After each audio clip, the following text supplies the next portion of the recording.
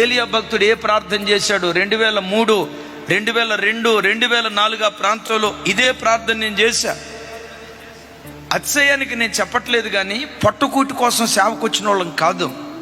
ఓ దర్శనం కలిగి మంచి చదువుకొని చక్కటి ఉద్యోగాలు చేస్తూ దేవుని చిత్త ప్రకారంగా ఏదో చేయాలి, దేవుని కొరకు వేల కొలది ఆత్మలకు దీవెన కారణంగా ఉండాలి, ఓ మహిమ కలిగిన పరిచర్య చేయాలని ఎన్నో కళ్ళతో సేవలు అడుగుపెట్టాం.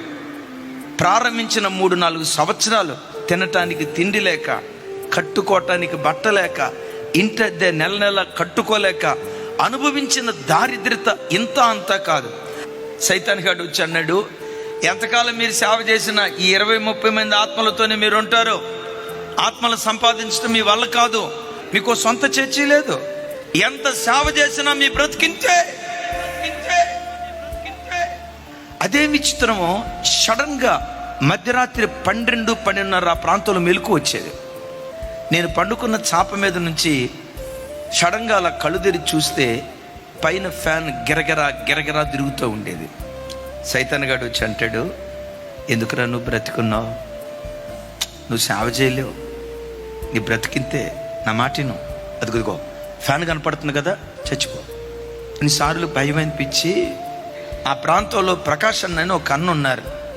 రాత్రి ఏంటంటే కొన్నిసార్లు ఆ అన్నని పిలిచి, అన్న నా దగ్గరే ఉండండి, నా దగ్గరే పండుకోండి. కొన్ని రాత్రుల పాటు అన్న నా దగ్గర పండుకోబెట్టుకునేవాడిని.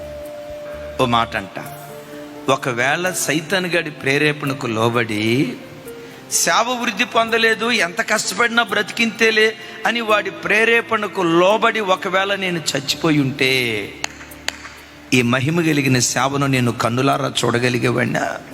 తొందరపాటు నిర్ణయం తీసుకోకుండా ఉండటాన్ని బట్టే ఈరోజు ఎంత పరిచర్య దేవుడిచ్చాడో చెప్పమంటారా?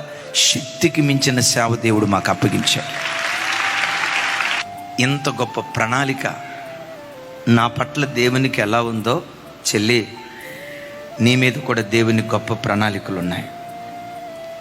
ఈరోజున్న కష్టాన్ని చూడకో, ఈరోజున్న నిందను చూడకో, ఈరోజు ఎదురైన అవమానాన్ని చూడకో, ఈరోజు మానసికంగా నువ్వు అనుభవిస్తున్న కష్టాన్ని చూడకో.